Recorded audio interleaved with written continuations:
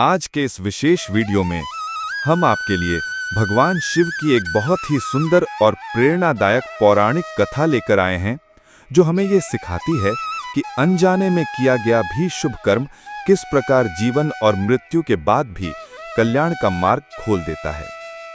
बहुत समय पहले प्राचीन काल में एक बड़े नगर में एक विद्वान और धर्मपरायण ब्राह्मण रहते थे। धर्म, सत्य और सदाचार में उनका गहरा विश्वास था, लेकिन उनके भाग्य में एक दुख का अध्याय लिखा था। उनका एकमात्र पुत्र, जिसका नाम वासुदेव था, बुरी संगति की गिरफ्त में आ गया। धीरे धीरे वासुदेव का स्वभाव और कर्म बदलने लगे। वो असत्य बोलने लगा, मदिरा का सेवन करने लगा, चोरी करने लगा और राह चलते लोगों को लूटने से भी पीछे नहीं हटता। ब्राह्मण और उनका परिवार बहुत दुखी हो गए, लेकिन उन्होंने कई बार समझाने की कोशिश की। दुर्भाग्य से वासुदेव पर बुरी आदतों का ऐसा नशा छा गया था कि उसने किसी की बात पर ध्यान ही नहीं दिया। एक दिन जब परिवार को उसके किसी बड़े अपराध का पता चला, तो उन्होंने भारी मन से उसे घर से निकाल दिया। वासुदेव अब अकेला और जीवन से निराश, पश्चाताप के भाव के साथ नगर छोड़कर दूर एक अन्य नगर की ओर चल पड़ा। उस समय वो निर्धन, भूखा और असहाय था। जीविका के लिए उसे भीख मांगनी पड़ी, लेकिन मनुष्य के कर्म उसका पीछा नहीं छोड़ते।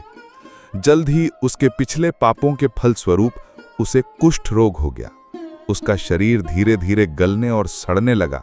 उसका चेहरा भयावह हो गया। लोग उसके पास आने से डरने लगे।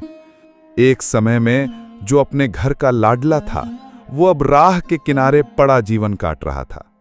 वासुदेव ने नदी किनारे एक पुराने वटवृक्ष के नीचे मिट्टी और सूखी लकड़ियों से एक छोटी कुटिया बना ली। वहां वो एकांत में रहता। गांव और आसपास के लोग उसकी दशा देखकर कभी कभार भिक्षा स्वरूप खाना, वस्त्र या दवाइयां दे जाते। रोज सुबह वो नदी से पानी भरकर लाता और कुटिया के पास मिट्टी में दबी हुई एक बड़ी सी शिला पर अपना मटका रख देता, ताकि ठंडा पानी पिया जा सके। जब भी वो मटका रखता, उसमें से थोड़ा सा पानी उस शिला पर टपक जाता। उसे पता भी नहीं था कि वो शिला वास्तव में एक प्राचीन शिवलिंग था, जो वर्षों से वहीं विराजमान था, लेकिन मिट्टी के नीचे ढका हुआ था। यह क्रम महीनों तक चलता रहा। अनजाने में ही वो प्रतिदिन भगवान शिव को जल अर्पित कर रहा था।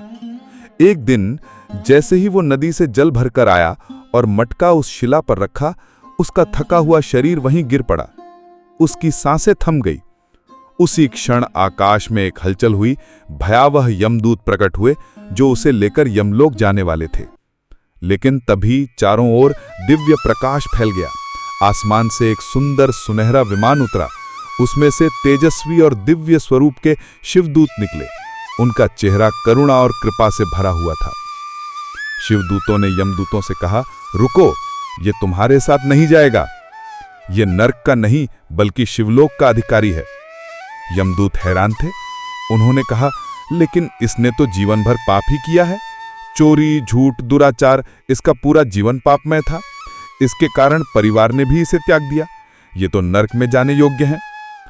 तब शिवदूत मुस्कुराए और बोले, तुम नहीं जानते, ये जो वृक्ष के नीचे मिट्टी में दबा पत्थर है, ये कोई साधारण शिला नहीं, बल्कि भगवान शिव का शिवलिंग है।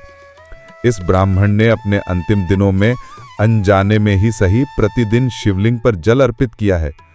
पूरे महीने तक ये ज्योतिर्लिंग भगवान के चरणों पर जल चढ़ाता रहा है।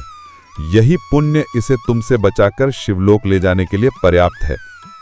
शिवदूतों ने वासुदेव के सूक्ष्म शरीर को प्रेम पूर्वक विमान में बिठाया और दिव्य ध्वनियों के बीच उसे शिवलोक की ओर लेकर चले गए। आकाश में ओम नमः शिवाय का मंत्र गूंज रहा था। तो दोस्तों, कैसी लगी आपको भगवान महादेव की ये पावन कथा? अपनी राय हमें कमेंट में लिखकर जरूर भेजें और हमारे चैनल को सब्सक्राइब करना न भूलें, ताकि ऐसी और भी दिव्य कहानियां आप तक पहुंच सकें।